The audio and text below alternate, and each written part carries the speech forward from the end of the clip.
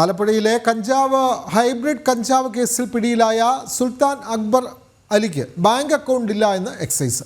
കഞ്ചാവും സ്വർണവും അടക്കമുള്ള വിദേശത്തു നിന്ന് കടത്തുന്ന ഇയാൾ മറ്റാരുടെയെങ്കിലും അക്കൗണ്ട് ഉപയോഗിക്കുന്നതായി സംശയമുണ്ട്. പ്രതിയുടെ ബാങ്ക് അക്കൗണ്ടുകൾ കണ്ടെത്താൻ കഴിയാത്തത് അന്വേഷണ സംഘത്തിന് വലിയ വെല്ലുവിളിയാണ്. സ്വർണ്ണക്കടത്തും കഞ്ചാവ് കടത്തും അടക്കം കോടികളുടെ ഇടപാടുകൾ നടത്തുന്ന സുൽത്താൻ അക്ബർ അലിക്ക് ബാങ്ക് അക്കൗണ്ട് ഇല്ല എന്നത് അന്വേഷണ സംഘത്തെ അമ്പരപ്പിക്കുന്നതാണ്. ഇതിലെ ദുരൂഹത മാറ്റാൻ കൂടുതൽ അന്വേഷണത്തിലേക്ക് കടന്നിരിക്കുകയാണ് എക്സൈസ്. മറ്റാരുടെയെങ്കിലും അക്കൗണ്ടാണോ സുൽത്താൻ അക്ബർ അലി കള്ളക്കടത്തിനായി ഉപയോഗിക്കുന്നതെന്നും സംശയമുണ്ട്. വർഷങ്ങളായി കള്ളക്കടത്ത് രംഗത്തുണ്ടെങ്കിലും ഇയാളുടെ കയ്യിൽ നിന്ന് ഇതുവരെ സ്വർണമോ കഞ്ചാവോ പിടിച്ചതായി രേഖകളുമില്ല.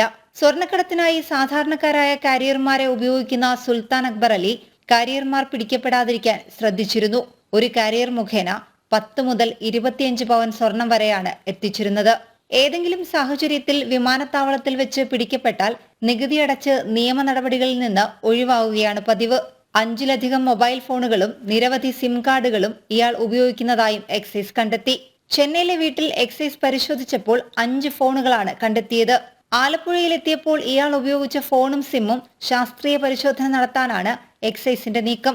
കേസിൽ റിമാൻഡിൽ കഴിയുന്ന 3 പ്രതികളെയും ഒന്നിച്ചിരുത്തിയും ഒറ്റയ്ക്കും ചോദ്യം ചെയ്താൽ കൂടുതൽ വിവരങ്ങൾ ലഭിക്കുമെന്ന പ്രതീക്ഷയിലാണ് എക്സൈസ്. പ്രതികൾക്കായി തിങ്കളാഴ്ച കസ്റ്റഡി അപേക്ഷ നൽകും. ജനം, ആലപ്പുഴ.